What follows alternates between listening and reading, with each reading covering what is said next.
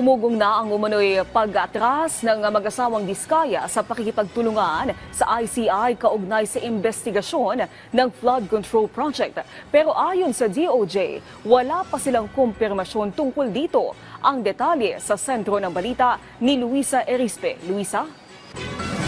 Naomi, wala pang tinatanggap na impormasyon ngayon ng Department of Justice kung bibitaw na rin ba sa pakikipagtulungan sa investigasyon ang mag-asawang kontratista ng mga Diskaya hinggil sa flood control projects.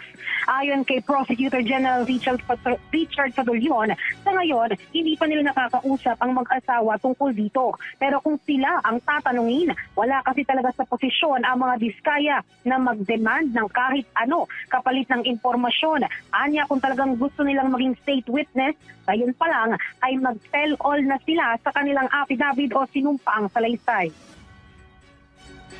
Personal na pananaw ko, I don't think they're in a position to demand anything at this time.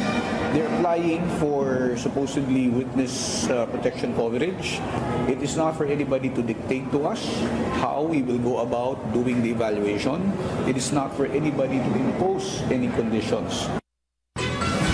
Ngayon, may masasabi din naman ng National Prosecution Service na sa ngayon, hindi na prioridad ang pagkakaroon ng state witness sa flood control anomaly dahil may mga nakakalat na naman silang mga ebidensya para makapagsampa ng kaso o reklamo. Sa ngayon, patuloy pa rin naman ang investigasyon at bukod sa mga Diskaya ay kausap pa rin nila ang iba pang mga protected witness. Kumpiyansa naman ang NPS na makakapagsampa sila ng kaso sa mga susunod na linggo. At yan muna ang latest. Balik muna sa iyo, Naomi. Maraming salamat, Luisa Erispe.